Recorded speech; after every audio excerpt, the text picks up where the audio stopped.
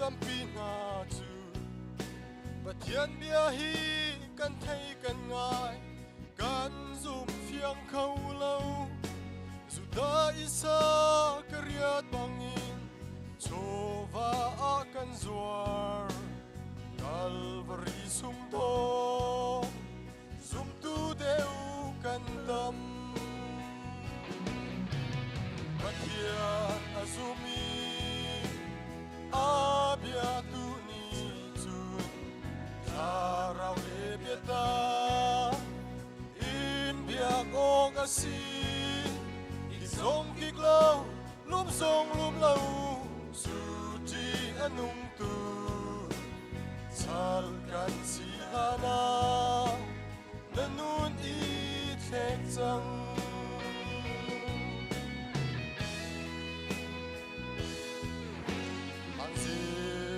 Jerusalem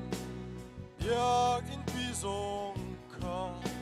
Chole charon naga anman Zisulung akoy Sarau biak in kan pum sahi Nang i chek vimhan Zay sal kan sika Pathian amal di Azumi abia tu ni chu Tarau le biata in biak ong asi Ikzong kiklau lum song lum lau chu ti anung tu Sal kan silana nanun i thek chang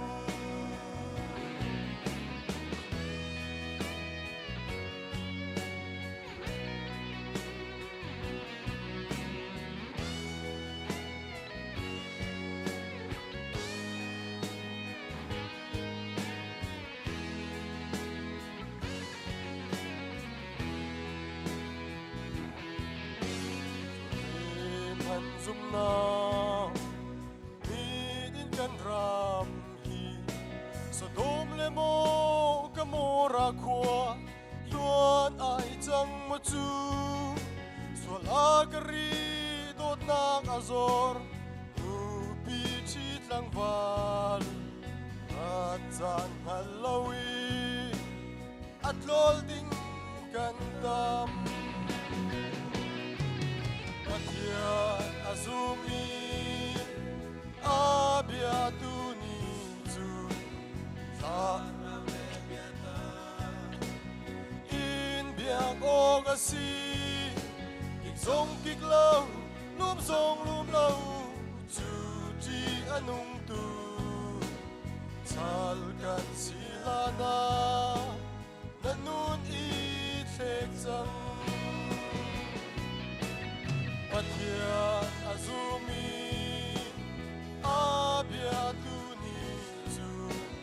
Tarau le biata in biak ong asi Zong kiklau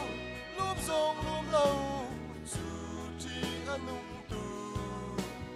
Sal kan silana nanun i thek chang